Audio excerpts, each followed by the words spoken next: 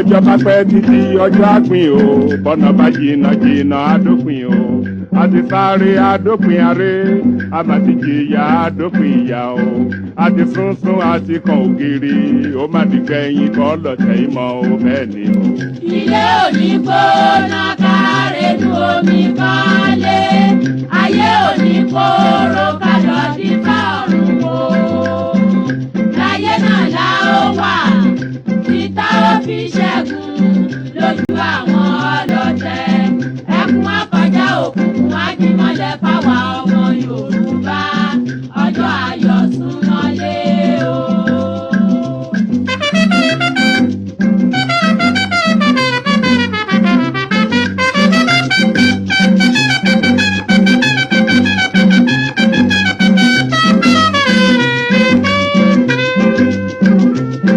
ó di láéláé pọ́n gbá ó mà di láéláé pọ́n gbá Yorùbá ò ní dọ̀bálẹ̀ ẹ̀fẹ́ nìkan ó di gbẹ̀yìn kọ́ lọ́tẹ̀ ìmọ̀ o.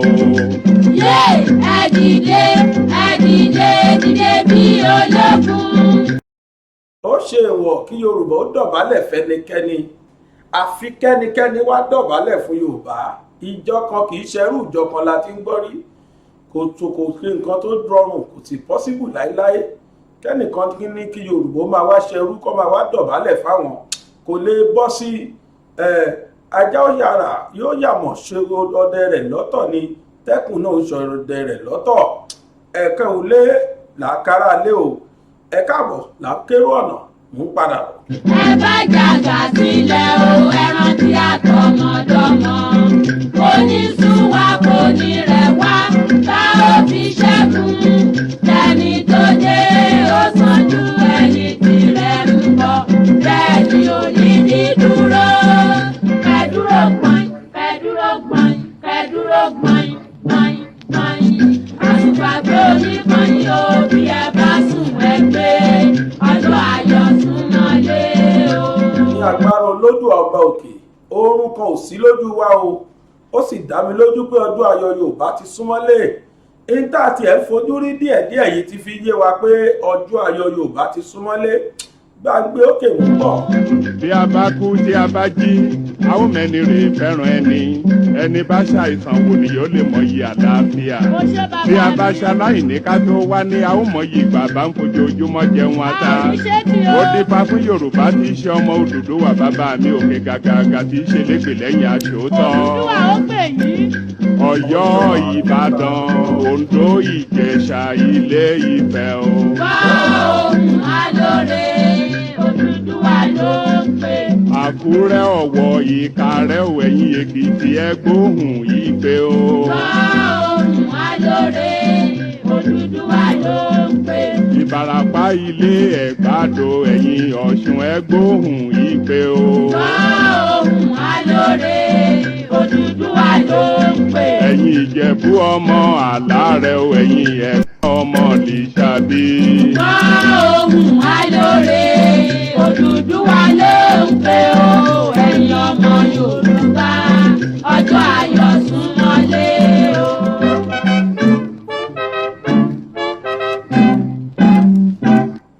ní agbára Olódùmarè ọba òkè ọjọ́ ayọ̀ Yorùbá ti súnmọ́lé ẹ wá rí bọ́jọ́ ayọ̀ wa bá súnmọ́ tọ́jú ayọ̀ náà dé gbogbo ẹni tó ní kí Yorùbá má débi ayọ̀ ẹ̀yìn ẹ̀ báyìí láti rí ayọ̀ náà lágbára Olódùmarè ọba òkè tó mo kí gbogbo ojú tó ń wò mí káàkiri gbogbo ayé gbogbo ẹ̀yin tẹ̀ ń wò mí Nàìjíríà ẹ̀yin tẹ̀ ń wò mí lókè òkun gbogbo yín ni mo kí o káàkiri gbogbo ayé tó mo kí ọmọ mi specially láti Amẹ́ríkà ọmọ mi kékeré ọmọ bàbá gbàgede mọ̀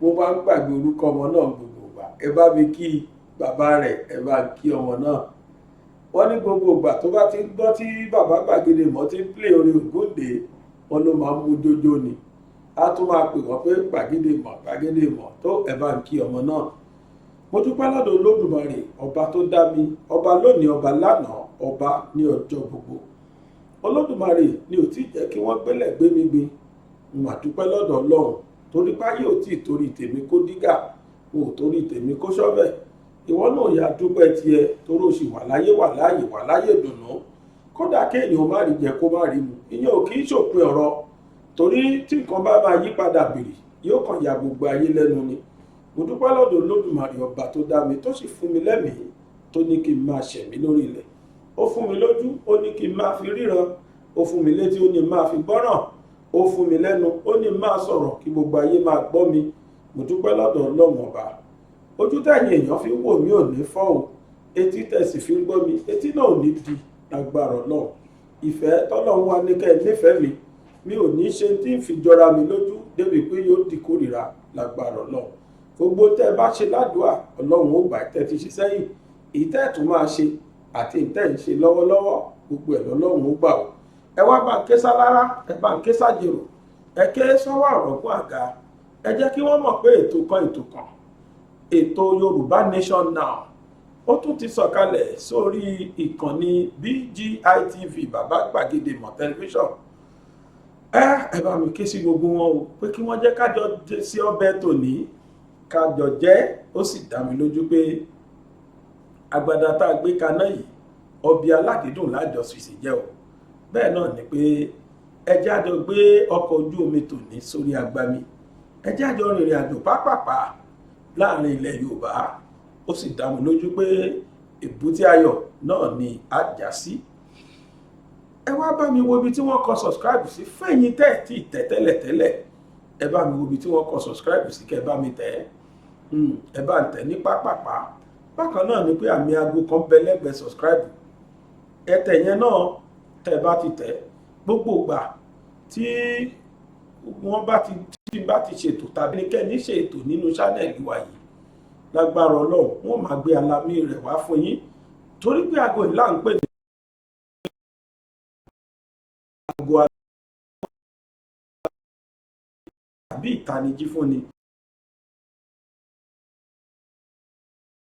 wípé ètò kan ṣẹ́rí tẹ́ bá ti tẹ aago yìí yóò gbé àwọn nǹkan kan jí wá síta tòkì pátápátá ní ẹ ṣàtẹ̀ ẹ wo ibi tí wọ́n kọ́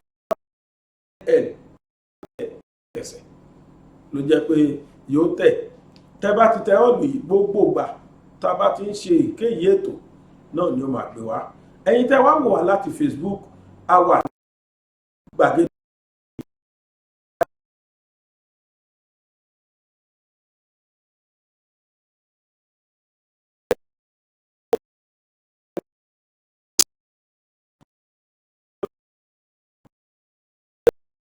náà ni Gbàgede Ìmọ̀ _22 ẹ ṣáà wá wa lọ́bẹ̀ ẹ bá wà ń bẹ̀ ní kedere ẹ má jẹ́ aṣọ iléyá ká má sọ ìdílé pẹ́ ká má bọ́pọ̀ lọ ní olóró láìpẹ́ yìí òní Niners níjà ṣẹlẹ̀ láàrin àwọn àti bàbá Bánjí Akíntóyè ìlànà ọmọ Oòduà tó sì jẹ́ pé ìlànà ọmọ Oòduà sọ pé àwọn ò bá Niners ṣe mọ́ o nítorí pé ọ̀nà tí wọ́n ń gbà yẹn wọ́n ti fẹ́ sọ ẹgbẹ́ náà di ẹgbẹ́ olóṣèlú ẹni pé mi ò sọ̀rọ̀ nípa ẹ̀ látijọ́ yìí ìdí ni pé mo fẹ́ rí di òdodo mú dání ni mi ṣe sọ̀rọ̀ sí látijọ́ yìí ó tẹ̀tí òkú jẹ́ pé àwọn èèyàn wa ti sọ oríṣiríṣi nípa ẹ̀ nítorí wípé bàbá Bánjí yarí pé òun òṣòṣèlú tóun ó lóbìnrin kan ṣe lórí láyà tó fi jáde tó fi wá sọ pé bàbá Bánjí Akíntóyè kì í ṣe ara ìlànà ọmọ Oòduà mọ́ torí pé bàbá yarí wípé ìlànà ọmọ Oòduà tẹ̀wọ́ yìí kì í ṣe ẹgbẹ́ olóṣèlú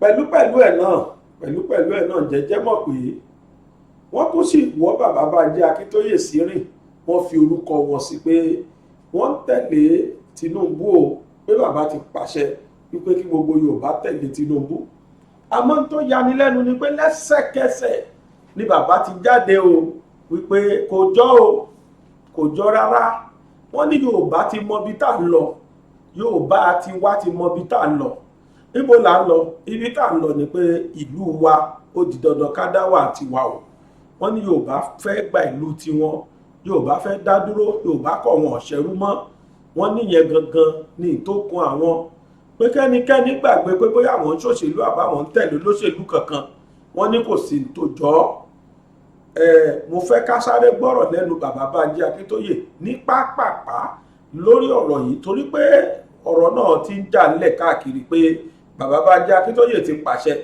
pé ká tẹ̀lé Tinubu. Bàbá ní kò sí tó jọ o. Ohun bàbá lẹ́gbọ́n yìí lẹ́yìn ọ̀rọ̀ tí mò ń sọ yìí. Ó yá ẹ jẹ́ á gbọ́ tí bàbá Bánjí Akíntóyè sọ ní pápápá. Ó yá o.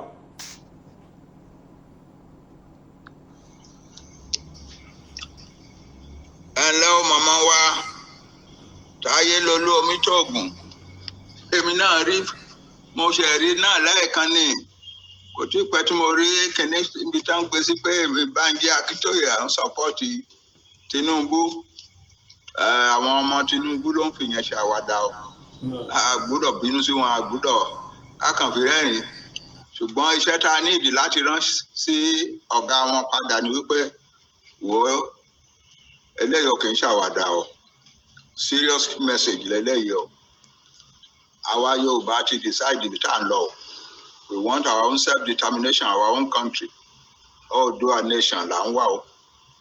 Ibi tí ó dẹ̀ yẹ kí o wá lo gbogbo politics o ti ṣe àti gbogbo influence o ti ní tó yẹ kó wá lò sí nìyẹn o. À ń retí ẹ o, aṣíwájú. Ẹ̀gbọ́n ẹ̀ Bánjí ló ń bá ẹ sọ̀rọ̀ yìí o, máa bọ̀ wá wá síbi táwọn èèyàn ẹ wà. Àwa ò kì í ṣe Nàìjíríà mọ́ o, kò ní sí election Nàìjíríà nílẹ̀ wa mọ́. The next election is going to be election in Oòduà Republic. Máa bọ̀ wá join àwọn èèyàn ẹ o. Ó tó time kó wálé o. Pẹ̀lú àwọn àbúrò mi ó dìgbà. Tó o láti gbọ́ tí bàbá Bánjí Akíntóyè tí wọ́n fi ẹnu ara wọn sọ̀rọ̀ yìí pé gbogbo Yorùbá o lóòótọ́ kò ní jẹ́ gbogbo Yorùbá, tó ráwọn Yorùbá kan wà tó jẹ́ pé àwọn ò sùn síbi táwa sùn sí o, àwọn ò kọrí síbi tá a kọrí sí. Kò sì sí méjì tó fà á torí pé wọ́n sì rí nǹkan kan jẹ ní ẹ̀wọ̀n pé ẹni tó bá wà láàfin ọba gbogbo tó bá ṣe oṣù bí oṣù pa bẹ́ẹ̀ náà ni kárígò ni wọ́n máa sọ gbogbo gbà. Òun náà ló ṣe jẹ́ pé àwọn kan sì wà tó jẹ́ pé torí tó sì rí jẹ ìlú Nàìjíríà tó rí jẹ níjọba bẹ́ẹ̀ bá wọn sọ̀rọ̀ pé ṣé ẹ rí pé wọ́n fìyà jẹ Yorùbá ni, wọ́n á ní kò sí tó jọ, ìyà ò bá jẹ Yorùbá kú, ṣé ń táwọn jẹ lọ́wọ́lọ́wọ́ yìí. Kódà wọ́n bá dìbò 2027 kókò 2023 wọ́n láwọn àgbà wọn lọ ni. Tó bàbá ti sọ̀rọ̀, wọ́n ti sọ tó wà ń bẹ̀. Wọ́n ní fún Yorùbá o, fún ti Yorùbá o tó sì jọmọ ọkọ o. Wọ́n ní Yorùbá ti sọ ibi tí wọ́n lọ. Níbo ni wọ́n lọ? O náà ni Yorùbá nation. Wọ́n ní Yorùbá country, o ní Yorùbá ń lọ. Ẹ gbàgbé pé bóyá wọ́n ṣe ń ro ni, kò sí tó fẹ́ ṣe 2023 is reality. Àwọn eléyìí tọ́ra wọn ni well. Everybody has right to his or her own opinion. Gbogbo èèyàn pátápátá ló ní àṣẹ sí èròǹgbà ẹ̀ tí ó sì sẹ́ni tó lè mú. Gbogbo àwọn tó ń sọ bẹ́ẹ̀ èròǹgbà tiwọn ni. Táwa náà sọ èròǹgbà tiwa ni. Tó sì jẹ́ pé ibi táwọn èèyàn bá fì sí lọ́lọ́run máa ń sọ gbàdúrà sí. Ibi tẹ́rò pọ̀ sí náà ni pé kí Yorùbá ká dá dúró. Ló dé mi lójú pé àwọn èèyàn fì sí. Eléyìí sì ló mú Ọlọ́run á gbà ládùúrà fún wa láìpẹ́ Ọlọ́run á ṣe dáadáa fún wa. Ó tiẹ̀ tí òun kò jẹ́ pé ẹni tá à ń wò láṣíwájú ló nínú àwọn ọba nílẹ̀ Yorùbá pẹ̀lú style torí wọn ò go straight. Pè fún Yorùbá wọn náà fi kí gbogbo wa wà lójú kan. Ọba Ọọ̀ni tilẹ̀ Ifẹ̀ wọ́n pèpè fún Yorùbá pé àfi kí Yorùbá wà ní ojú kan ló lè fa kí solution wà. Wọ́n ní kódà wọ́n ṣe pè gan wọn kàn sọ́dà rẹ̀ tì ní, ṣùgbọ́n bí tó ń lọ ni pé kí gbogbo Yorùbá tẹ̀lé Aṣíwájú Jagaban. Ní tí tó wá yà mí lẹ́nu, ẹ má ti jẹ́ sọ tó yà mí lẹ́nu, ẹ já gbọ́rọ̀ lẹ́nu Ọọ̀ni tilẹ̀ Ifẹ̀. Tá a bá gbọ́ tí wọ́n sọ tán èmi á ṣẹ̀ wá sọ tí mo rí nínú nǹkan tí Ọọ̀ni sọ yẹn mò ń bọ̀. Ṣùgbọ́n èyí olóṣèlú gbogbo yín là ń wò níwájú ẹjọ́ nítorí tọ́lọ́ pẹ̀lú ọdún kẹfà yìí mo fẹ́ kó fa nǹkan rere wá.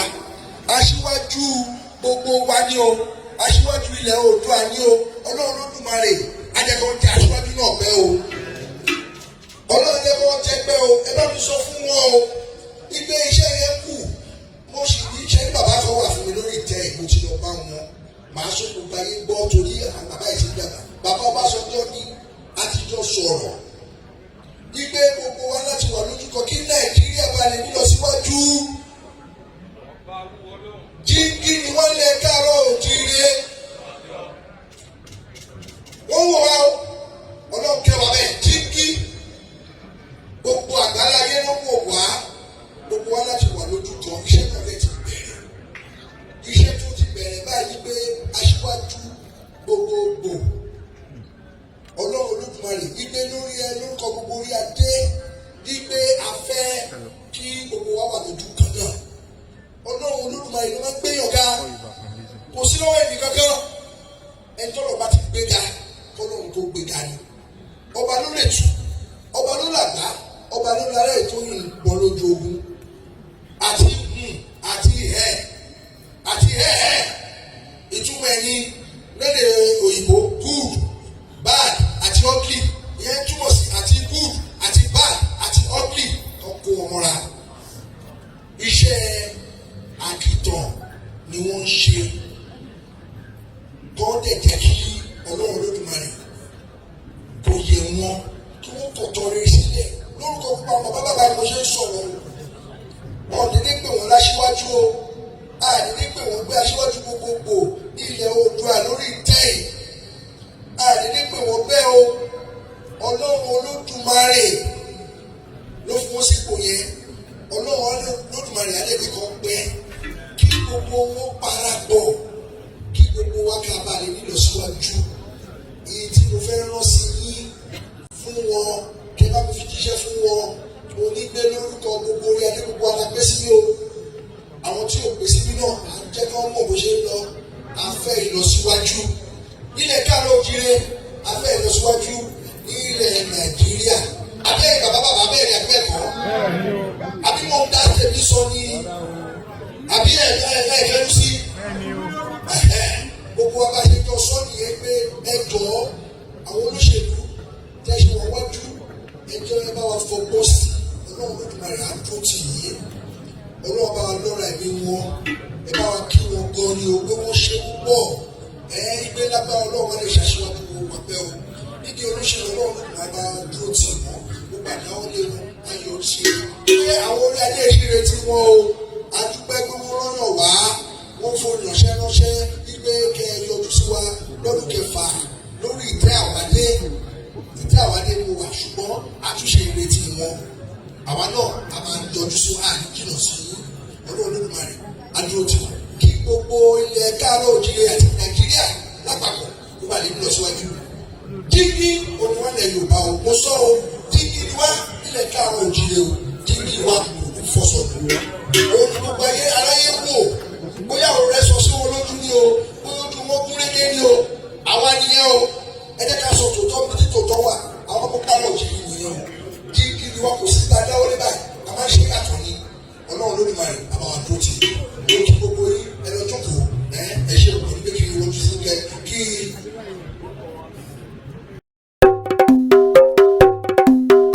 ǹjẹ́ ni ìwọ mọ̀ pé tẹnitẹni tàkísà ní tààtàn tiwa ni olóyè Sunday Ìgbòho òòṣà ní tiwa àkísà aṣọ tá a pa tìṣègùn lébọ́ pẹ́ bóyá yóò wúlò fónílé Ìgbòho kì í ṣe ọ̀daràn ó ya níbi ìwọ́de alálàáfíà fún pípè fún ìtúsílẹ̀ olóyè Sunday Adéyẹmọ Ìgbòho òòṣà ẹ jẹ́ ká jáde ká ṣèwọ́de ká fìfẹ́ hàn sí olóyè Sunday Ìgbòho yóò wáyé ní Embassy of France to the United States ní 4101 Reservoir Road NW Washington DC 21007 ní ọjọ́ kẹtàdínlógún oṣù kejìlá ọdún yìí láti aago méje òwúrọ̀ sí aago kan ọ̀sán 17th December 2021 láti 7 a.m. sí 1 p.m. lọ́jọ́ yẹn kan náà yóò tún wáyé ní Benin Republic Embassy ìyẹn 2124 Kalorama Road NW Washington DC 20008 láago méjì ọ̀sán sí márùn-ún rọ̀lẹ́ 2 p.m. to 5 p.m. Ìgbòho kì í ṣe ọ̀daràn ẹ jẹ́ ká jọ ṣèwọ́de alálàáfíà yìí láti fi hàn bẹ́ẹ̀. Prophet Ayọ̀délé Ológunlolúwa Chairman for Yorùbá Nation Diaspora Mega Rally Worldwide ń sọ pé pé ó ti yá o. ẹ̀rọ ìbánisọ̀rọ̀ rẹ̀ ni +18038461116. Tajudeen Adejamiu akọ̀wé fún Yorùbá Nation Diaspora Mega Rally Worldwide +21586929666. ó ti yá o. Ìgbòho Òòṣà ó gbọ́dọ̀ rí ìtúsílẹ̀.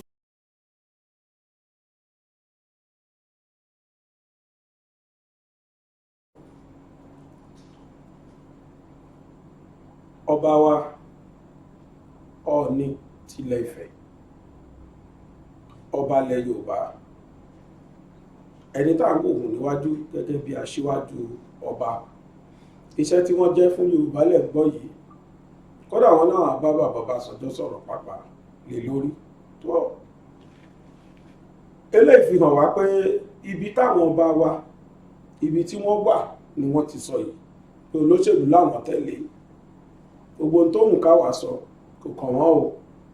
Olóṣèlú ni àwọn bá tẹ̀lé, ẹni tí wọ́n sì fà á lẹ̀lẹ̀ ń gbọ́ yìí.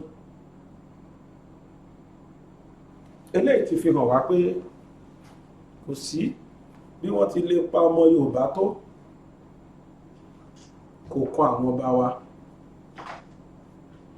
Ó ṣeun kí wọ́n pa Yorùbá tó o, kò kan àwọn ọba wa. Ìtókàn wọn ni pé kí ọmọ Yorùbá jẹ pírẹsidẹ̀ntì Nàìjíríà. Ìbádùn lóòótọ́ tí ọmọ Yorùbá bá lè jẹ pírẹsidẹ̀ntì Nàìjíríà, ṣùgbọ́n nǹkan méjì ni mo fẹ́ ká mọ̀. Tó bá jẹ́ àfilọ́gbọ̀n lóòótọ́ tọmọ Yorùbá bá jẹ pírẹsidẹ̀ntì Nàìjíríà,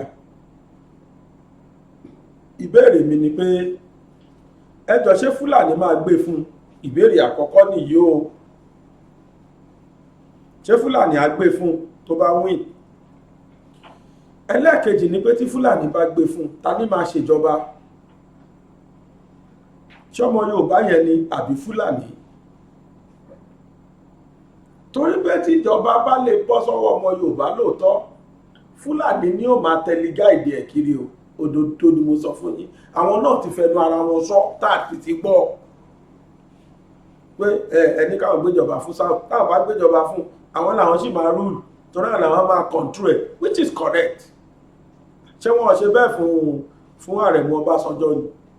Ẹ sọ nǹkan mélòó ni Ọbásanjọ́ ṣe sílẹ̀ Yorùbá, ẹ mọ iye kan tó ṣe sílùú wọn.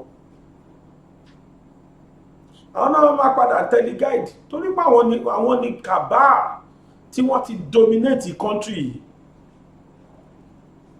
Fúlàní awulẹ̀ máa pa Yorùbá sí lọ ní tó dẹ̀ sin tí wọ́n lè ṣe sí. Ó dá ṣẹ́ni ṣe birthday tó lọ ṣe láàrin wọn bẹ̀, ṣẹ́ni bẹ̀rẹ̀ fún wọn tó ń forí balẹ̀ fún wọn bẹ̀, ṣóhun ló wá fẹ́ control wọn? Rárá, kò sírú control tó lè ṣe, kò sírú control kankan tó lè ṣe. Ó bá jẹ president, kò sí nǹkan tó lè ṣe sí, ẹ̀jẹ̀ àgbàgbé ẹ̀. Ó láṣẹ sọ pé àwọn oníkẹ́ni máa gbàpótí o, àwọn olẹ́ni fẹ́ dìbò kò má dìbò. Ń táwọn sáǹsọ ni pé referendum ti wa ẹ̀jẹ̀ conduct ẹ̀, tó bá sì já wa láwìn ká máa lọ jẹ́jẹ́ wa, ẹ má dìbò. Èmi kìíní yóò ní kí wọ́n má dìbò 2023, mi sọ bẹ́ẹ̀. Ṣùgbọ́n tèmi ń béèrè fún ni pé ẹ conduct referendum fáwa. Ẹ jẹ́ kó ní ẹni fẹ́ dúró ilẹ̀ Yorùbá kó fojú hàn, ká dẹ̀ máa bá ti wa lọ, ẹ máa dìbò yín 2023. Very simple. Kò le tó bẹ́ẹ̀. Yorùbá tó bá ti mọ̀ pé Nàìjíríà ló sì fẹ́ dúró sí, ìbò làwọn fẹ́ dì, káwọn bọ́ báyìí kí wọ́n máa dìbò wọn kó dúró ti Nàìjíríà. Káwa Yorùbá tá a dẹ̀ fẹ́ dúró sí Yorùbá nation wa, káwa bọ́ báyìí ká máa bá Yorùbá nation wa, káyan olórí tiwa ká dẹ̀ máa ṣèjọba wa lọ. Gbogbo owó tán bá pàlù wa ká máa dáná, ká máa ná. Ẹ wá fúnlù wa lọ́dún méjì.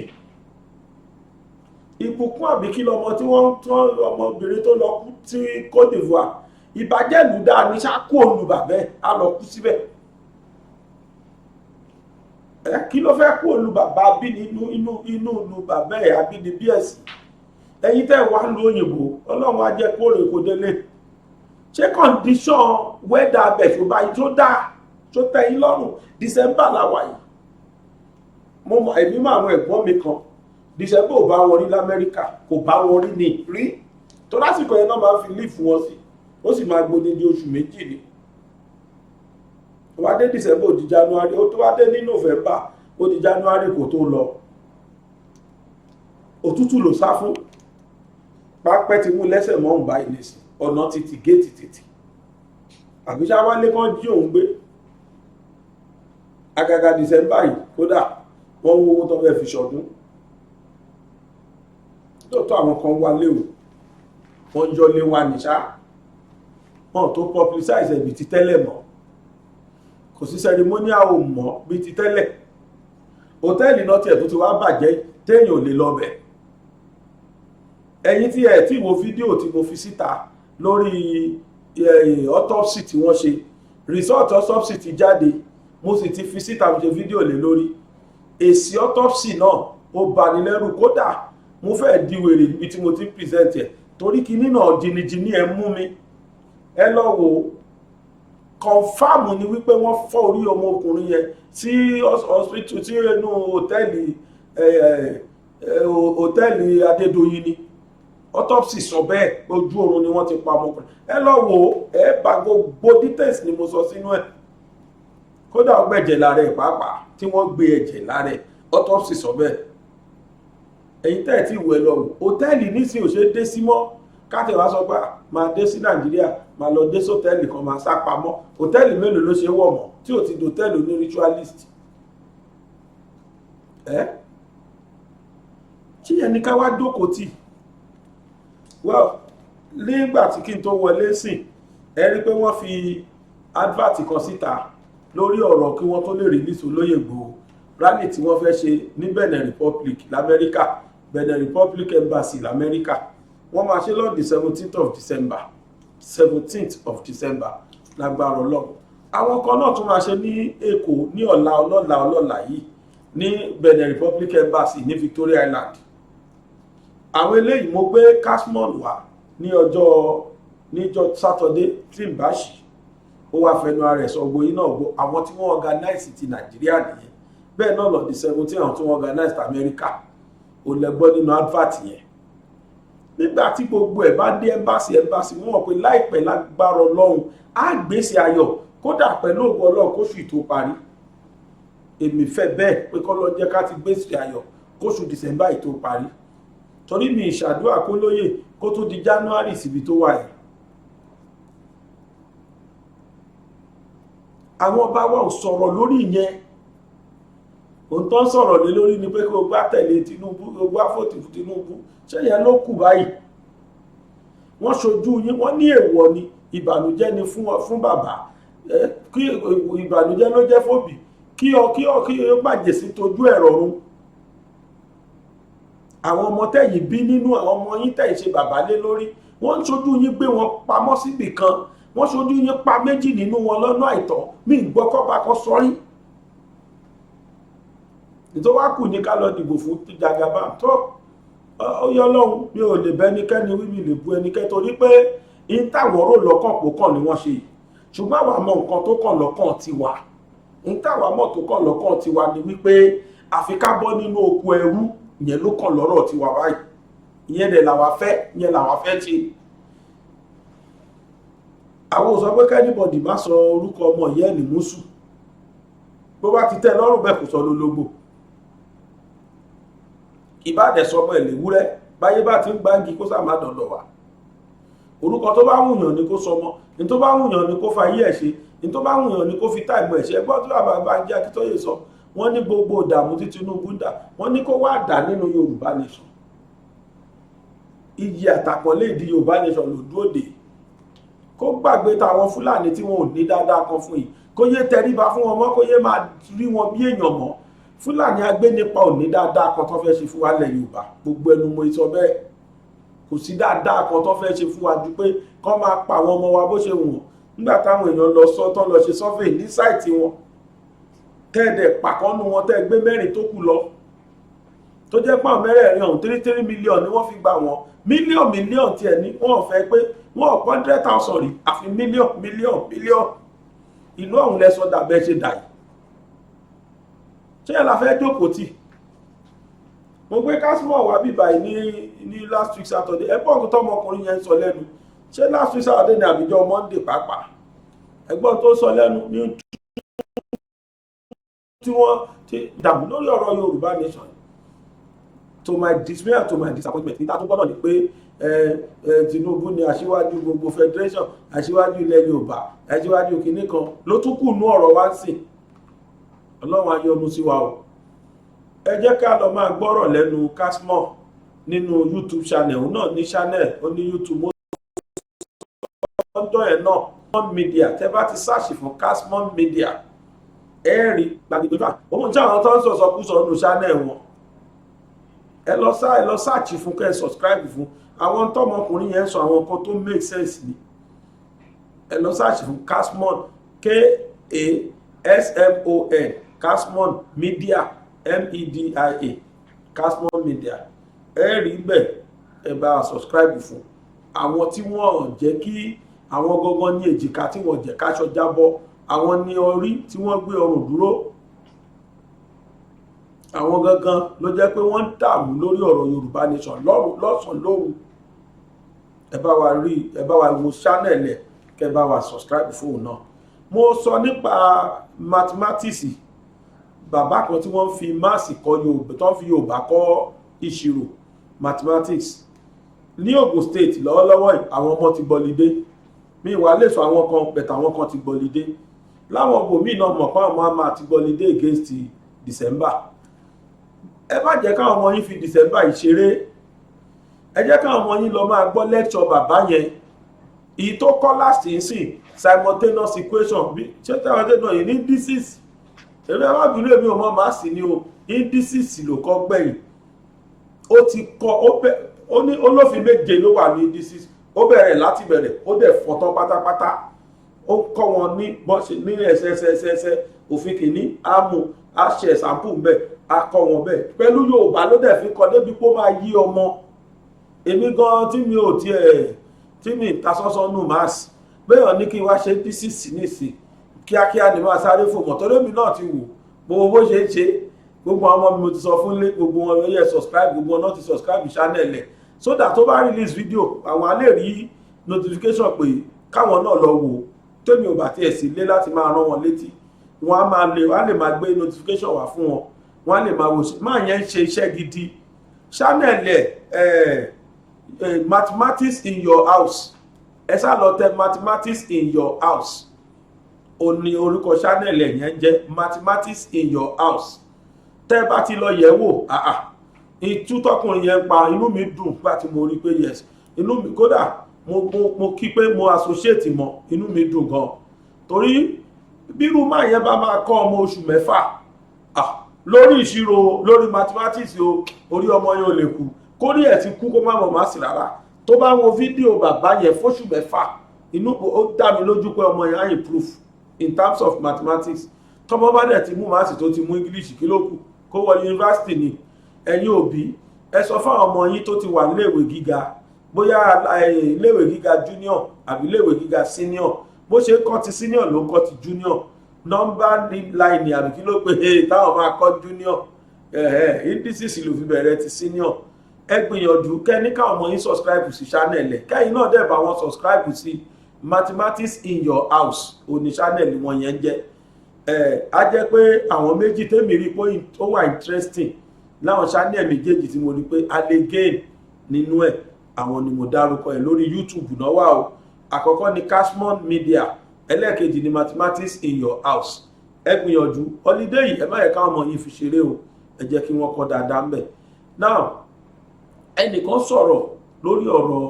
ìlú tá a wà yìí ibi táwọn kan fẹ́ kú sí nìyẹn o páwọn ọ̀rọ̀ tó ń gbà kò tí àti fẹ́ ṣe 2023 ẹnìkan sọ̀rọ̀ wọ́n invite arákùnrin yẹn ni àwọn Senate TV kan ni wọ́n invite ẹ̀ èmi ṣàrí fídíò yẹn ni o ó lè ti pẹ́ o ẹ̀yin lè ti rí rí o èmi ò rí rí o ṣùgbọ́n omi bọ́ lójú mi nígbà tí mo fídíò yẹn àárọ̀ ìyá láàárọ̀ yìí mo rí omi bọ́ lójú mi pé arákùnrin yìí sọ̀rọ̀. Kódà èmi gan bíra mi léèrè pé nígbà wo gan la dà báyìí nílùú yìí. Òyìnbó á ní how do we get here? Nígbà wo la dà báyìí? Báwo nílùú yìí ṣe dà yìí? Nígbà tí máa yìí bẹ̀rẹ̀ ọ̀rọ̀, ó lọ bẹ̀rẹ̀ láti ìgbà tí Nàìjíríà jẹ́ Nàìjíríà. Nígbà tá a wà ní region tó jẹ́ pọ́lọ́mú dọ́mú yẹ gbé owó tó bá pa ló máa ná sí region ẹ̀ tí ìlú yìí sì dá. Máa yẹn bẹ̀rẹ̀ láti bẹ̀. Ó dẹ̀ rí ọ̀rọ̀ yẹn sọ pé àbá gbọ́n tó sọ ẹ́ mọ̀ pọ̀rọ̀ ní làákàyè ni. Kódò tó stage kan náà sunkún. Èmi tí mo wò mí náà ké. Torí mi ò mọ̀ gbà tí ìlú yìí dàkúdà tó dà yìí. Ẹ jẹ́ agbọ́rọ̀ yẹn náà mò ń bọ̀ náà. It would be an insult to call my father polygamous. He was multigamous. The number of his wives that I know is more than all of the excellencies and honorables who are sitting right here today. I came as number 39 in the list of my father's children. We were being bred as hands for his farm. Then we had good governance. Just before the colonial masters left, the government of Obafemi Awolowo introduced free primary education in my region. It was not just only free, it was also compulsory, giving my father no choice of sending me to school or going to prison. He took the simpler way and sent me to school. From that singular act began my journey of indebtedness to my country. After the free education in my village close to Ilesha, now in Osun State, I took an entrance examination and got admitted on partial scholarship to the government college in Ughelli, now in Delta State. Nobody followed me to take the exam hall. Nobody followed me to the interview. From there, I moved on to ABU Zaria on full federal scholarship to read veterinary medicine. All my education was done in Nigeria. Going to Ughelli from Ilesha, a 2-day journey, was in the army's transport without anybody escorting me. I was just about 12 years old then. Our parents handed us over to the driver with money for our food. If there was any change, the driver would hand over the balance to our parents on his way back through Ilesha.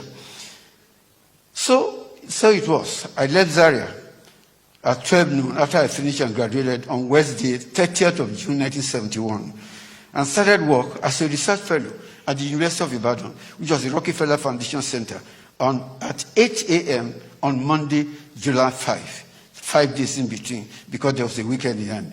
I am what I am today because Nigeria, my utopia country, provided an enabling environment for me to thrive and to excel. I give glory to God and thank the great citizens and parents of our nations who love this country more than they love themselves. But soon, an outbreak occurred, which later became endemic. It came as surreptitiously, slowly killing our nation. It was a disease that affected the 3 pillars of our nation, touching every stratum, damaging every fiber of our nation. The disease slew good governance, murdered societal sanctity, and eradicated individual integrity. The disease annihilated the good in our culture and elevated to prominence the ugly in that same culture. The disease came in 3 forms: greedy self-interest, blatant lack of patriotism, and unabashed shamelessness. Today we lie to each other. The government lies to us, and we reciprocate with bigger lies, telling the government it is doing well when we know it is not. We clap our hands loudest with ovation for non-performing leader. We acclaim in pretended joyous ecstasy those who should not, even when we know they are not telling the truth. We pray that our King would live forever. And he says amen. Both of us dividing each other because we know we shall not die one day. I woke up every day to hear, I woke up recently, just today, to hear that Canada no longer recognizes my genuine vaccination card. And Britain has clamped a travel ban on me. A few days ago, I had to know there was Omicron in Nigeria from outside. The same Canada was telling me that Nigerians who traveled out with negative COVID laboratory results were Omicronized. Before my own CDC finally tells me that we had the variant, detected in samples collected from people recently traveled from South Africa, I asked myself, were they the people on the entourage of President Ramaphosa, or were they other people? They did not tell us that. We painfully call the reaction of the UK and Canada, we call it racism. inequality. But I say we are paying for condoning our errors of commission, and we are for overlooking our errors of omission. Mr. President and eminent leaders of our country, we must apply Build Back Better first to our old cherished culture. If we must reposition our country to end current and future diseases and pandemics, we must start with building back better those aspects of our culture that revered honor, that treasured integrity, that prized probity, that appreciated accountability, that valued transparency, that embraced honesty, that practiced fairness, that ensured equity, that dispensed justice fairly, and which cherished patriotism. Mr. President, the generation of Nigerians we have today is much smarter than my generation. Give them 1/10 of the enabling environment opportunity which good governance gave my generation, and Nigeria will be donating vaccine to poor Europe, as India is doing. Nigeria will be providing loans to China, and not the other way around. The first epidemic that we must address is the one affecting our culture and true Nigerianness. We must have a nation where national interest buries self-interest. Otherwise, this summit will become a mirage and a vapor. It will be burnt to ashes by the fire of evil that plagues us. Unless we build back better on our culture, the outcome of this summit will descend to the valley of the disregarded and the disremembered and become another expensive exercise in futility. Mr. President, eminent participants, I speak as I have spoken because I love this country, because I have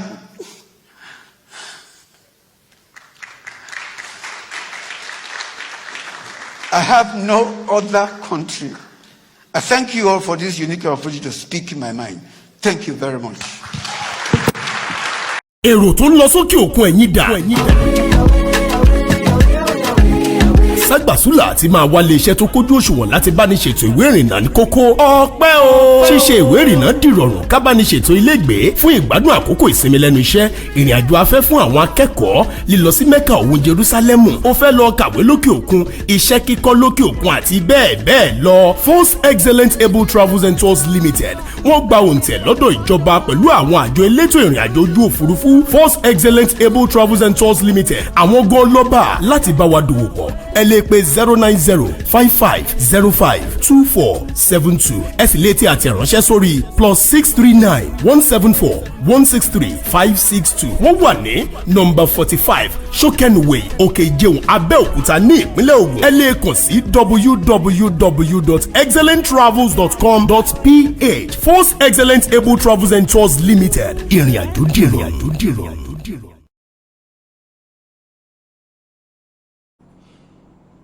Professor Tomori olẹ́gbọ́ tí wọ́n sọ̀rọ̀ ẹ̀ ó mú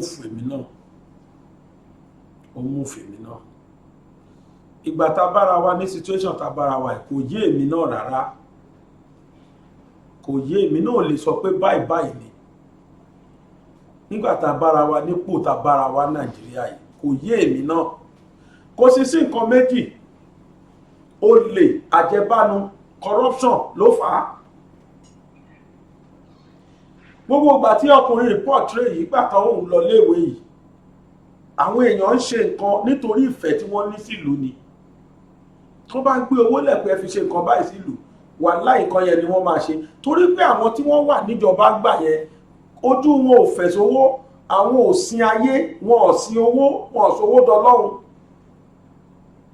Wọ́n náwó yẹn fún ìlú torí ìfẹ́ tí wọ́n ní sílùú. Ohun tó bá ní kó fowó yẹn ṣe ni wọ́n máa fi ṣe. Wọn ò tí ní ẹ̀mí èṣù òwọnú wọn. Ẹ̀gbọ́n tó sọ ó lẹ́bí òun kankan ò tẹ̀lé òun lọ tó fi wé bí usaria. Gbogbo exam tó ń ṣe kiri ṣẹ́ni tí bàbá ò ti ẹ̀tẹ̀lé ní bàbá fẹ́ bribe. Ọmọ aláìmọ̀ ẹnikẹ́ni kò lẹ́bí kò lára, ó dẹ̀ débi tá ló máa dé. Èèyàn kan lè dánwò ẹ̀wò Nàìjíríà lẹ́nu tá ń bí ẹkú. Gbogbo kò lọ ti pín mọ́ra wọn lọ́wọ́ tán. Ọmọ mẹ̀kúnnù kí ló fẹ́ sọ́pọ̀ ló ti fẹ́ rí tá ń fẹ́ pé débẹ̀. Ọmọ mẹ̀kúnnù àwa lóhùn débì kò dépò kan ní Nàìjíríà yìí. Kẹ́yìn tí ẹ̀ tó gbọ́ pé kò yẹ sílẹ̀, wọ́n ti pín mọ́ra wọn lọ́wọ́ tán rẹ́dì. Ipò tó lè gbọ́ tíṣẹ́ bá yọ tí ọlọ́pàá tíṣẹ́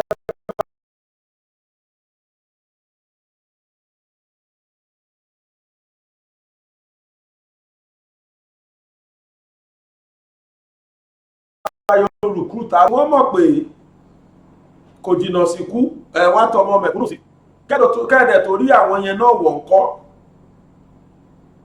wọ́n ti ṣe níṣe wípé kò lè rọrùn fọmọ mẹ̀kúnnù ni gbẹ̀yàn fẹ́ wọṣẹ́ àmì tẹni kó lọ gba lẹ́tà wá lọ́wọ́ ẹni tí ipò ẹ̀ kéré jù tó jẹ́ kọ́nẹ́ẹ̀ ráǹkì tó kéré jù tó lè bá yín tó lè rí fàyín ni kọ́nẹ́ẹ̀ sí common recruit àmì kí ni mí nìyẹn ẹ bá máa wọ civil defence ó gbọ́dọ̀ mọba kó mọ joyè kó mọ president kó mọ gbá kó máa wò kò wá tí ìmọ̀wó tí wọ́n tún máa ní kẹ́ ẹ̀ tún san gbèyàn lóhùn wáṣẹ́ tẹ́ni ó máa san iye kan bí state bá máa gbàyàn 10,000 bí nǹkankan làwọn tí wọ́n fẹ́ gbà máa kọ́kọ́ lọ fi ra fọ́ọ̀mù arúmọjẹ kìdẹ́ṣẹ́ ogun náà ni wọ́n máa mú tó gbà tẹ́ ìbá mú wọn ṣe máa dá 10,000 wọn padà kí lẹ̀ jẹ́ kán fowó gba fọ́ọ̀mù fún lórí pọ́mọ wáṣẹ́ wọ́n bá máa wọ government college àfi kí wọ́n sanwó owó tabua níjọ owó kéékèèké kí ló dé ẹgbọ́n tọmọkùnrin sọ ayé ìgbà yẹn scholarship wà nígbà Nàìjíríà lówó south west ló sponsor máa yẹn drought owó tá à ń rí nílùú wa owó tó wà gidi tá à ń rí scholarship pọ̀ tí wọ́n ń fáwọn èèyàn àfi ká gba Yorùbá nation ẹ̀yin náà rí pé gbogbo tọmọkùnrin portray ó máa padà sílùú wa ńgbà tá a bá fẹ́ rí torí pé owó wa náà ni tá a sì máa ná sílùú wa kíní kan wá ní o tó bá sì ń fo olóṣèlú ṣe olórí Yorùbá nation ní tó ń ṣe nígbà Nàìjíríà lọ́nà wọn máa ṣe o mo mọ̀ pọ́nà tí wọ́n máa wà ní ìṣáàjì Yorùbá nation wọ́n á jẹ́ àwọn tó jẹ́ pé very good character a man of a good character ló máa jẹ́ tó dé mi lójú débẹ̀ àwọn alájẹbánu abílà ni wọ́n ṣe fẹ́ fọwọ́ sí Yorùbá nation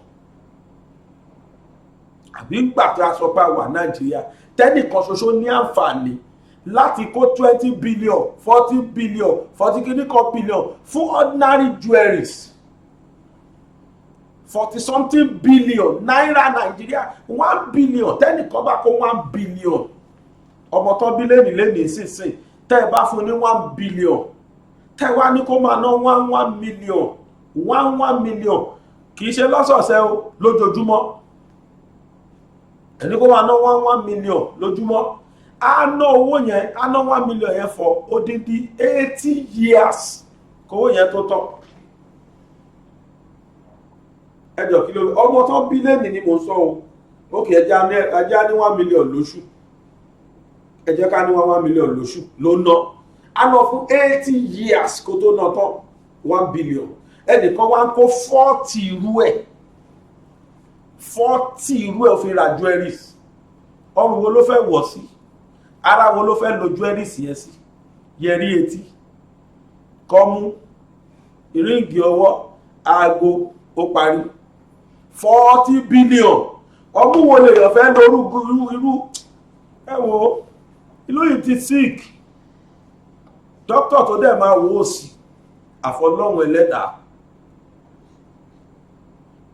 gbàtí àwọn èèyàn ti expose tó ti lè ní àǹfààní láti dírú owó bẹ́ẹ̀ kó ẹ wá ní kí ìlú yẹn sẹ́tù ó ṣe fẹ́ sẹ́tù ẹ káàkiri ayé kẹgbọ́ ọmọ Nàìjíríà bó ṣe dà kiri the best doctor in the whole world ṣe ọmọ Nàìjíríà ni I am stand to be corrected ìbáwọn náà rí mọ̀ bá lọ bẹ̀ lọ gba treatment wọ́n á fi owó iyebíye wọ plane wọ́n á fi owó iyebíye ra ticket wọ́n á fi owó iyebíye gba hotel tó máa dé sí wọ́n wá lọ san owó iyebíye lọ́spítù the funniest part ni pé Nàìjíríà náà ló tún máa treat wọn lẹ́ni tó yẹ kí wọ́n gba treatment lọ́wọ́ ẹ̀ lọ́fẹ̀ẹ́ where is the enabling environment ṣé sálárì tán sọ fún wọn ní ká sọ ṣé hospital táwọn yẹn ti fẹ́ ṣiṣẹ́ ní ká sọ wọ́n mọ oríṣiríṣi ní brain wọn kò sí níṣẹ́ láti fi display brain wọn ẹ̀wá ní kọ́ má sá lọ ṣe bí láìpẹ́ ìní Saudi lórí láyé yan kọ́ lè dọ̀rú ẹ̀wọ̀n olù tiwọn Saudi ní orí láyà wọ́n wá ṣe exam fún àwọn doctors wa Nàìjíríà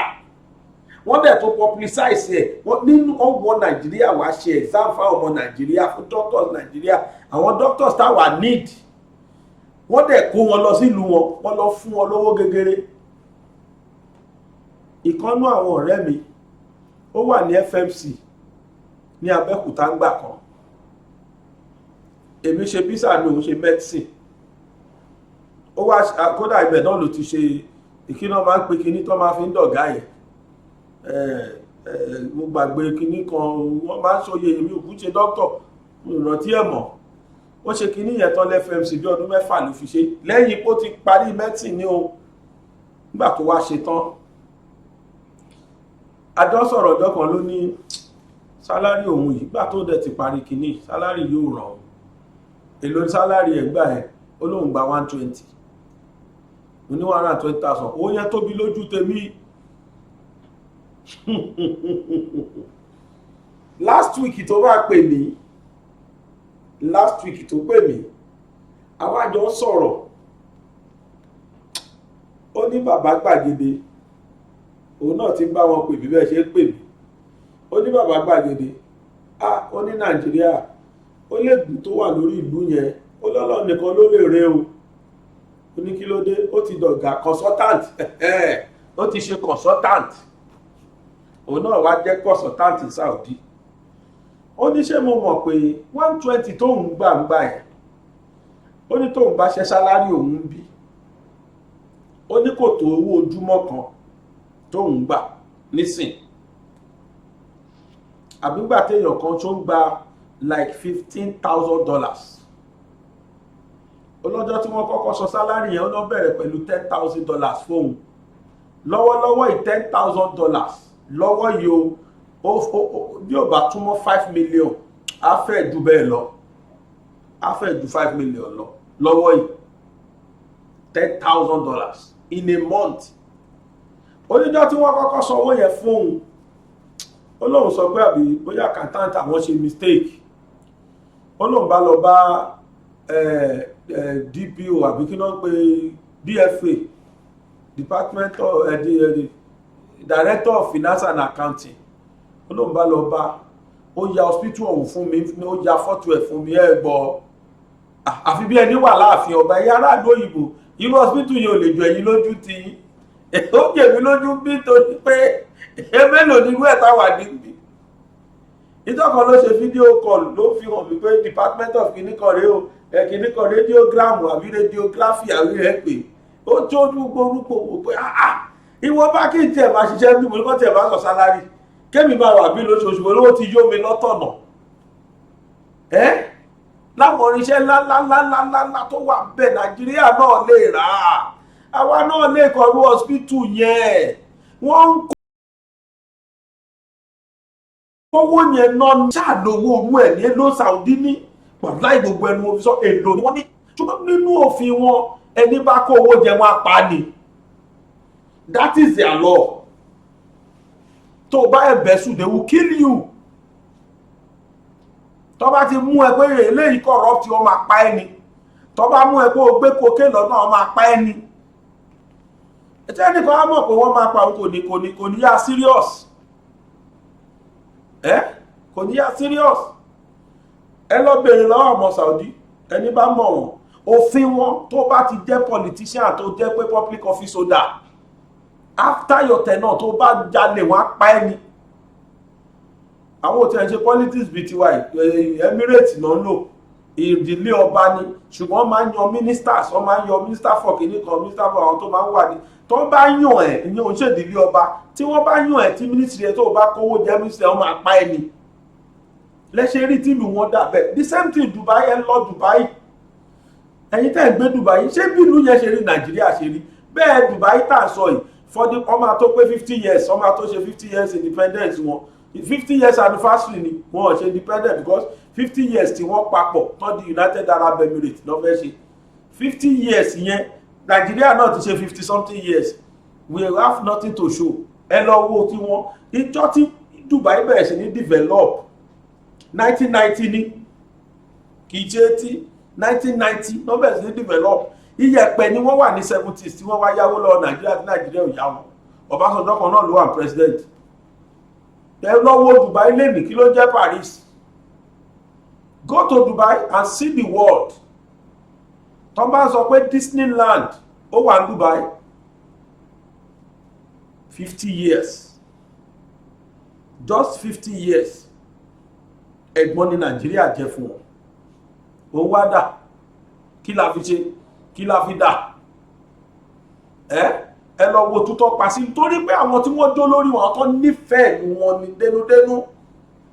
Ẹ wo gbọ̀ngàn tí Professor Tomori sọ yẹn, ẹ worú ayé ìgbà yẹn, ẹ worú gbèsè ayé yẹn. Àwọn ọmọ tí wá sìn, we pay through our nose kan tó gbé education, and after tó bá nírú education yẹn tán kọ́, wọ́n fi àwọn list schools kan hàn mí.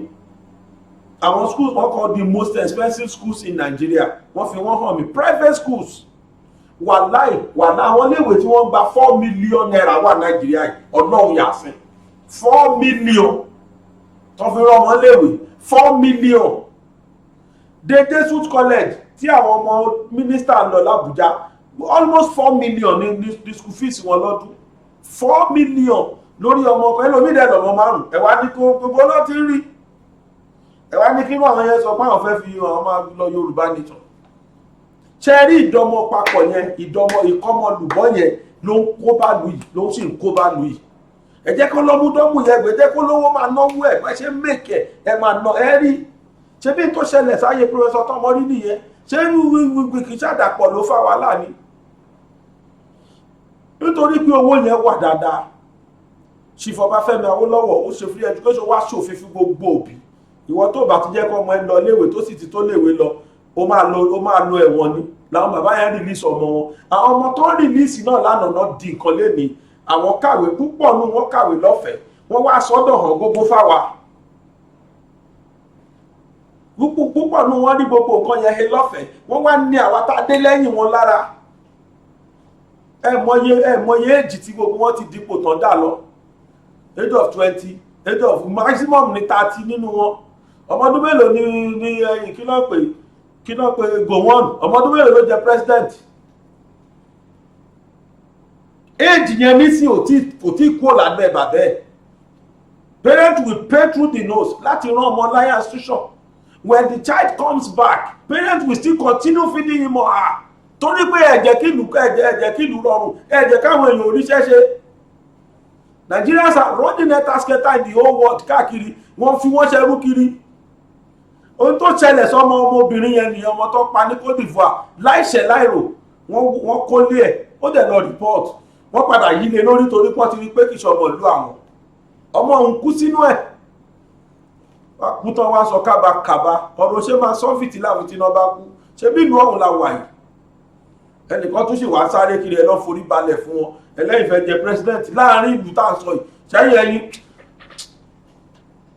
Ẹ wo Délé Mọ̀mọ́dù, àwọn náà sọ̀rọ̀ lé lórí. Bí mo yẹ sọ yìí, àwọn ẹnìkan náà fìbínú sọ̀rọ̀ bẹ́ẹ̀. Ẹgbọ́n kan táwọn náà sọ, mo ń padà bọ̀ ẹwẹ́ jẹ́ àgbọ̀. Saddest thing is, let's end this man. Let's end him. Ask this man to resign. But people are not ready to stand up for that. No, nobody has the balls. I'm sorry to use that word. Nigerians don't have that kind of balls. Even the things we are saying now, people call me, oh, are you not afraid of Buhari? I said, why should I be afraid of? Buhari is a president of Nigeria. Buhari is paid to work for Nigeria. Buhari is not a god of Nigeria. He's paid by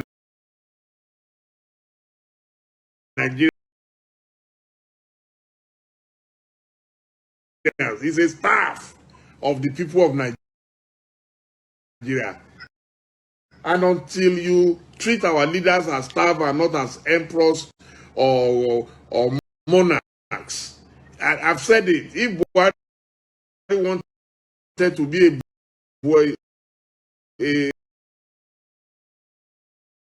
a Fulani champion, he knew what to do. It should have been an emir, not a president. If you want only to protect the interests of your people, then go and be a tribal warlord or something. But the moment you signed on to be the president of Nigeria, you must work for every inch of Nigeria and for every citizen of Nigeria. They are your boss. We are actually the boss. Buhari is not the boss of Nigeria.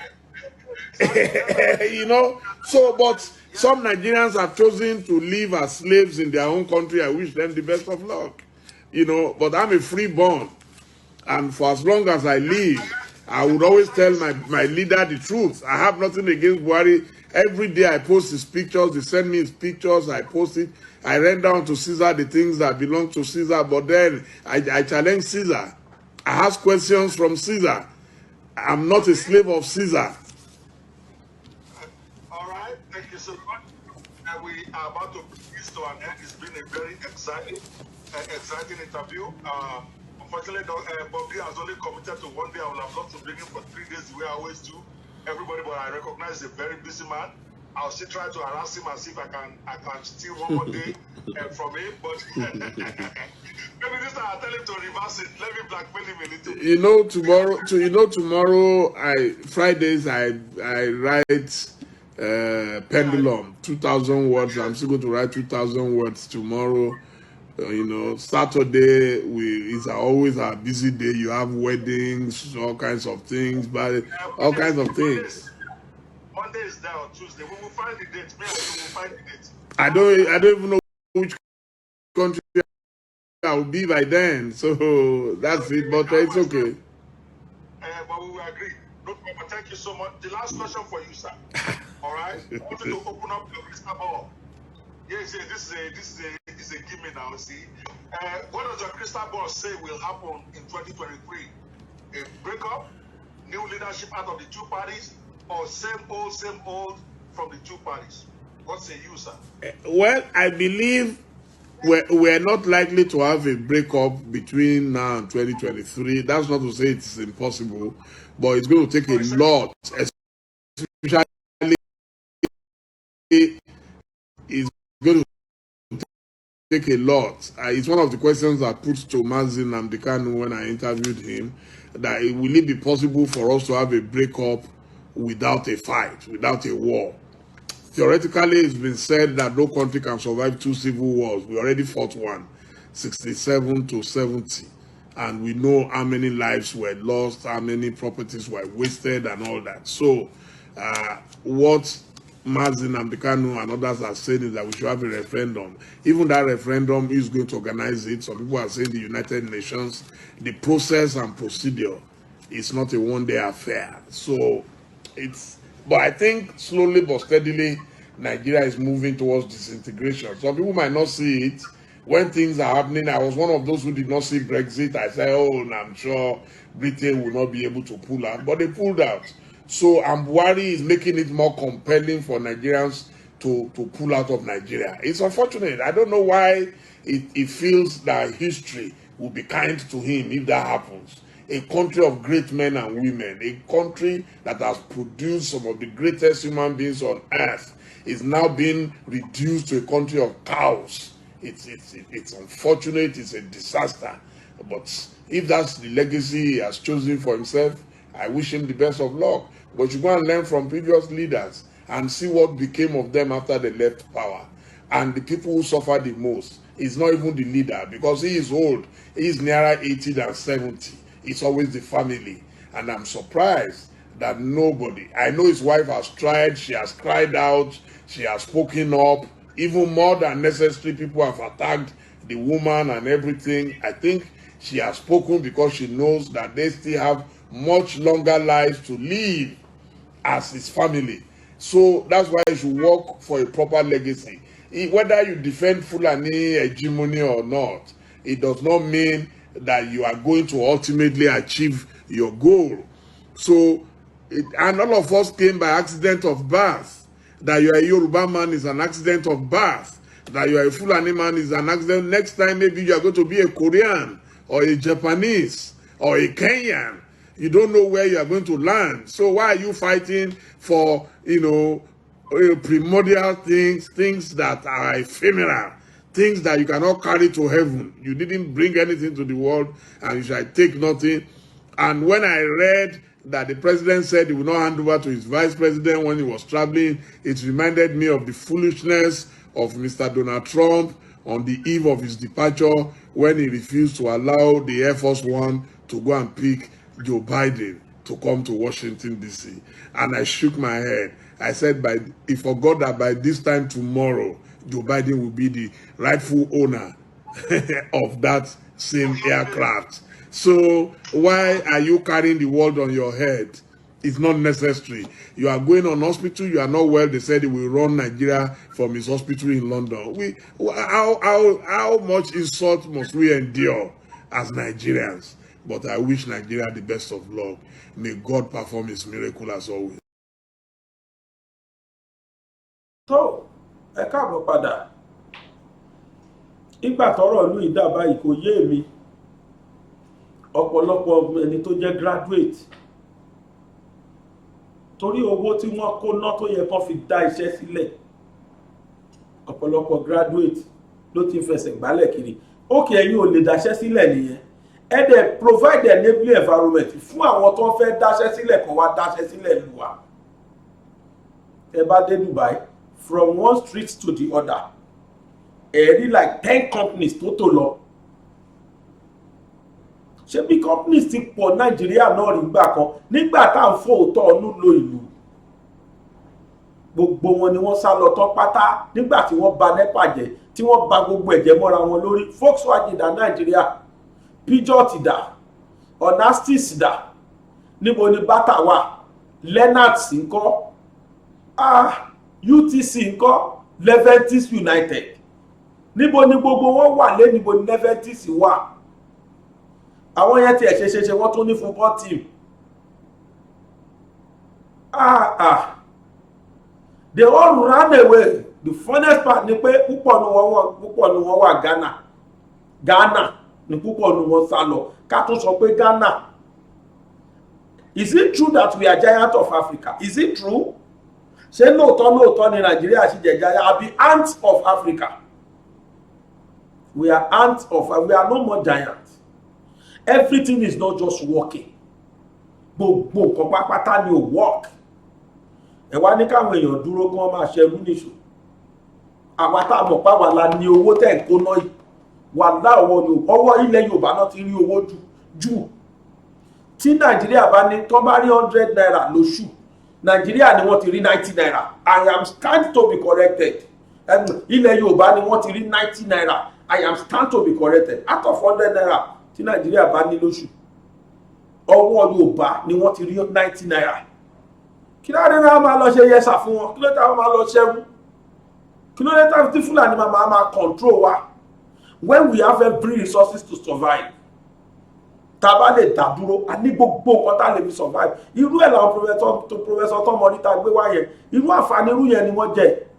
Free education, real free education àwọn èèyàn á rí. Àwọn èèyàn á dẹ̀ rí scholarship tó máa ran àwọn òbí lọ́rùn tí wọn ò ní máa ta aṣọ lọ rán wọn léèwé mọ́. Irú ẹ̀ ni bàbá Kábíyèsí Abọ́lárìn, irú ẹ̀ ni bàbá yẹn ṣe yẹ. Irú ẹ̀ ni bàbá yẹn ṣe yẹ. Àwọn tó máa jẹ́ governors ẹ wá rí pé wọ́n máa ṣe irú ẹ̀ lọ continuously. Secondary school á jẹ́ free, real free. Bí irú tí ọba Abọ́lárìn ṣe ní Abọ́lárìn College, iléèwé free, aṣọ free, oúnjẹ free, gbogbo kódà aṣọ tí wọ́n tún máa wọ̀ lẹ́yìn school free, bàtà tó máa wọ̀ lẹ́yìn school free, bàtà school free, everything will be free because there will be money, the money will be there. Owó wa tá a pa àkólọ Àbújá mọ́ àwa la máa ná nílẹ̀ Yorùbá fúnra wa. Tí Tinubu bá fẹ́ jẹ president ìlú ẹ̀gbá ẹ̀kọ́ wa jẹ́, tọ́dẹ̀ máa monitor ẹ̀ tí ó ṣe kún tó máa kó ná. That is what we are saying. Irú ìlú bẹ́ẹ̀ la fẹ́. Kì í ṣe ìlú tẹ́nìkan ṣoṣo máa ní access sí 500 billion. Táwọn kan dẹ̀ máa jẹ́ graduate ọmọ máa lọ fi gun ọ̀kadà. Ṣáà bẹ̀rù Ọlọ́run ni. Ṣáà bẹ̀rù Ọlọ́run ni. Ara ni ọmọ mẹ̀kúnnù. Àwọn ọmọ olówó ń tọ́. Lọ́wọ́ àwọn ọmọ tí àwọn kì í lọ rí ilé ìwé tó máa sọdún 4 dọdún 6 tí strike action ní jẹ́ kán gbádùn. Harvard University kíní kan yunifásitì àwọn iléèwé tẹ́mi ò gbọ́ ní lamẹ́ríkà London ní Canada ẹ lọ síbẹ̀ àwọn ọmọ wọn ni wọ́n pọ̀ jù bẹ́ẹ̀ àwọn ọmọ tí wọ́n ò lè lọ rú ẹ̀ wọ́n bí yín kú ó tẹ̀ tí ìrówó tíkẹ́ẹ̀tì ebi wà rọ́mọ lamẹ́ríkà wà rọ́mọ London lọ léèwé ẹ̀yin táwọn ọmọ yín wà bẹ́ẹ̀ kú oríire o ẹ̀ jèrè wọn o gbọ́gbà tán bá ní access tán kó gbogbo owó yẹn bọ́n ṣe fẹ́ kó ẹ̀ tí ẹ̀ ní rántí nígbà àwọn kan náà ní 2015 nígbà tí Buhari kọ́kọ́ di president tí ìbẹ̀rù orúkọ ẹ̀ tí wọ́n mọ̀ tẹ́lẹ̀ tí ìbẹ̀rù ẹ̀ mú àwọn èèyàn Alex Bade àtàwọn míì náà bẹ́ẹ̀ ṣé bí wọ́n lọ gbẹ́ sàárè wọ́n rí owó mọ́bẹ̀ dollars wọ́n lọ gbẹ́ sọ́kèwé wọ́n rí owó mọ́bẹ̀ dollars wọ́n lọ ń storage tanks wọ́n ń bówó nú ẹ̀ àwọn kan ti ẹ̀kọ́ lé tán dìdí gbèwó síbẹ̀ tí wọ́n yíyé sí tán lọ mú wọn wọ́n wá ṣe owó yẹn wọ́n kì í owó tó yẹ kẹ́ ẹ̀ fi dáṣẹ́ sílẹ̀ owó tó yẹ kẹ́ ẹ̀ fi ṣe nǹkan rẹ sílùú owó tó yẹ káwọn èèyàn rí kí wọ́n máa rí ná kó wúlò fún tilé tọmọ tó kó irọ́ o ẹ̀yin nìkan kó ẹ dáko sọ́wọ́ ẹ sọ̀rọ̀ ayé di capitalist tó jẹ́ pé nínú law ìwé Abraham Maslow ló sọ ó ní àwọn capitalist ó ní wọn kì í jẹ́ kí resources flow kiri bíi ti socialist government àwọn capital àwọn tó yẹ pé àwọn kákọ́ọ̀sì wọn nìkan lówó yẹn máa revolve round monkey dey work bamboo dey chop ṣé irú yẹn la fẹ́ kú sí ṣé yẹn la fẹ́ wà Ọlọ́run á ṣe dáadáa fún wa o ẹbí oníkẹ́ni máa jẹ gọ́fúnà kò má jẹ oníkẹ́ni tó máa jẹ pírẹsidẹ́ǹtì má jẹ o àmọ́ ó dáa káàrò dáadáa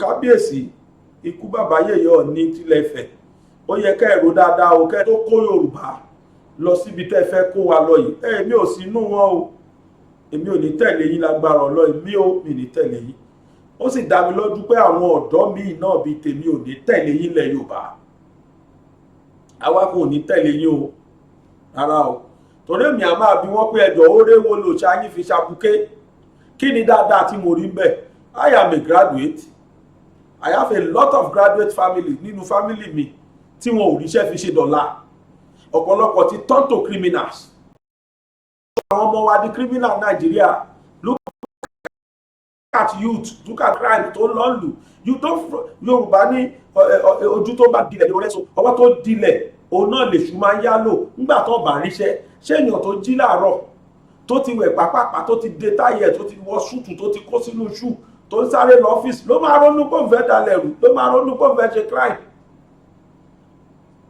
And what they will become criminal when they don't have anything doing. But tó bá sí nǹkan tó fẹ́ ṣe wọ́n di criminal. Yes, wọ́n di criminal. Crime rate máa increase sí nígbà tí ò bá ṣiṣẹ́. Labour force ń reduce crime máa increase ni. Lọ́wọ́ ṣe dáadáa fún wa. Èmi ò ní kẹ́ má dìkan di president o. Ọlọ́run á jẹ́ kán dì tó bá deserve. Àmọ́ kì í ṣe ní country tèmi. Torí àṣà àti ìgbà yẹn èmi á ti wà ní country Yorùbá country pẹ̀lú ògùn Ọlọ́run àti gbogbo àwa tájọ́ jìdàdú Yorùbá nation inshallah. So èsì rèé o lórí ìyàwó Timothy mo gbàgbé kí n sọ nínú fídíò tí mo ṣe fún èsì postmortem tí wọ́n ṣe fún Timothy. Mo sọ fún wa pé kẹjá gbìyànjú ká dá owó fóbìnrin àwọn èèyàn tí wọ́n respond inú mi dùn gan in fact odindi èèyàn kan ṣo báyìí ó ṣe tó yà mí lẹ́nu gan lóhun nìkan ó ti ní má dárúkọ Amẹ́ríkà ni wọ́n wà mo fàsìkò dúpẹ́ lọ́wọ́ wọn gan ibi tó ti mú kò ní tán bẹ̀ ẹ̀yin èèyàn kọ̀ọ̀kan náà tẹ́ bá wa dá sí ó kàn wá jẹ́ pé àwọn èèyàn ò dá sí bíi ti ìyá Mary bóyá nǹkan tó ṣẹlẹ̀ bóyá nǹkan tó ti ṣe nígbà tí ìyá Mary yẹn ó ti sú àwọn èèyàn ti rò pé àṣẹ̀ṣe kan tán ní no problem ẹ̀yin tẹ́ ẹ dá sí Ọlọ́run á dá sọ̀rọ̀ tìyín náà ayé sì kú o torí pé láìpẹ́ yìí mi ní sọ déètì ṣùgbọ́n láìpẹ́ yìí à ń lọ sọ́dọ̀ obìnrin yẹn a máa lọ fún ní ìtaàrí lágbára Ọlọ́run gbogbo ẹ̀yin tí ẹ sì fẹ́ bá wa dá sí àkáǹtì yẹn àkáǹtì NGO wa òun náà la fi ń ṣe. Ẹ̀yin tẹ̀sí ń bá wa fún direct, gbogbo yín náà mo dúpẹ́ lọ́wọ́ ẹ̀ ṣeun. Gbogbo yín pápátá tẹ̀ fún direct, torí a fi àkáǹtì obìnrin yẹn gbogbo síta. Ẹ̀yin tẹ̀ san fún direct, gbogbo yín ẹ wò dàsàdà kátà yín rè, Ọlọ́run á gbàdúrà ti yín náà. Ìkan náà ni méjèèjì, gbọ́mọ fọ́yàn gbọ́yàn fọmọ, raṣọ mọ́dì lòdì máṣọ, kídì sáti má gbófo kọmọ sáti múyàn náà ni. A fún obìnrin yẹn direct, a fi sínú NGO account wa ká lè fún ọwọ́ ẹ̀ náà ni gbogbo ẹ̀ lọ. Lágbára Ọlọ́run kíní yóò ní mú 1 naira nọ́mbẹ̀. Ìyá Maria 1 naira ẹ̀ kódà tó tún ṣẹ́kù, ó ṣẹ́kù 50,000 agbé fún ni pé gbà owó ẹ̀ nítorí kìí ṣòwò tèmi. Ọlọ́run á ṣe dáadáa fún wa. Ẹ̀yin tẹ́ bá tún fẹ́ bá wa dá sí àkáǹtì òun lẹ̀ ń wò yẹn tó oníyanṣẹ́ ọlọ́kàṣe, gbogbo ẹ̀yin tẹ́ bá wa fìfẹ́ jẹ gbogbo iná là dúpẹ́ lọ́wọ́ ẹ̀ o. Ṣé bí mo sọ fún yín pé èbúté ayọ̀ náà láde sí, àti wá gúnlẹ̀ sébùté ayọ̀ báyìí títí tá fi pàdé lọ́la lágbára Olódùmarè ọba òkè. Agbéṣetán agbérelé aró, àlùkò ṣetán àlùkò relé ìsùn. Bákan náà ni lékèlékè mi ṣetán ó rè ìlú Ìkẹfùn. Èmi Aláwìyé Sàbírì Adébáyọ̀, ọmọ bàbá tíṣà lábẹ́òkúta tí gbogbo yín mọ̀ sí bàbá gbàgede mọ̀. Mo ṣetán lónìí o, mo fẹ́ máa relé bàbá tó bí mi lọ́mọ. Lágbára Ọlọ́run ọba mi ò ní kú, ẹ̀yin náà ní kú, ayé ò ní dìde ìṣẹ́jú kan fún wa. Ẹ jẹ́ àtúnjọ pàdé níbi ìbàyìí ní ọ̀la pẹ̀lú ògo Ọlọ́run nígbà tá a tún máa mú ètò mẹ́wàá. Mo wá fàsìkò yìí ṣe ládùúrà wípé láyọ̀.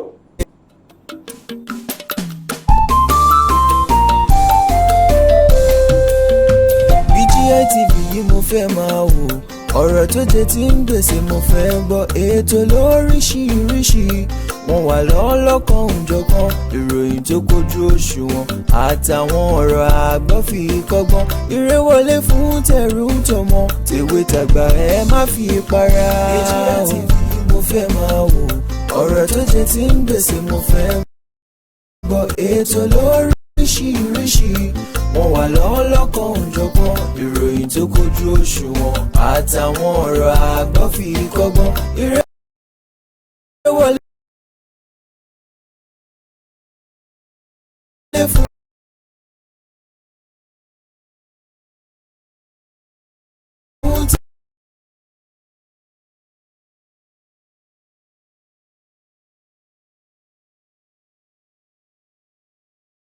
tẹ̀rù tọmọ tèwe tàgbà ẹ má fi para.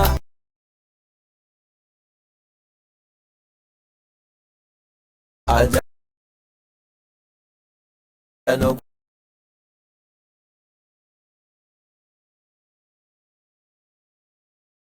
kúkọ ọjà mọ́rí nǹkan ọ̀fẹ́ rẹ̀ bàbá rẹ̀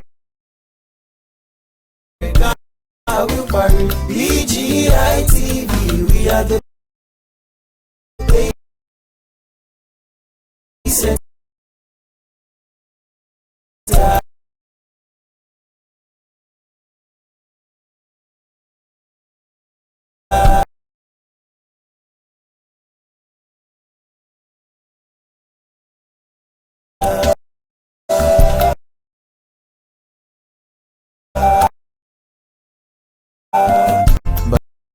Bàbá gbàgede ìmọ̀ tẹlifíṣọ̀n station tí dòde. Iléeṣẹ́ amóhùnmáwòrán tó mọ bó ṣe ń lọ, tó ní ìròyìn kan ń bọ̀ kí.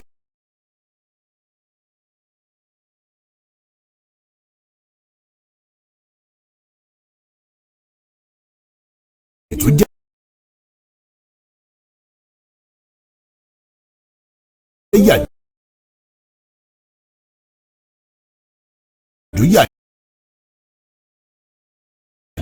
ìròyìn àti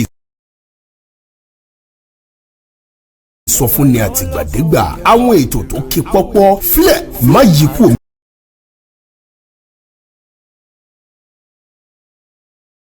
Bẹ́ẹ̀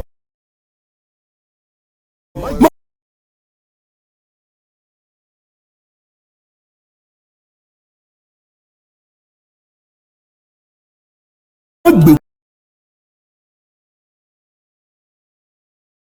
kú omi.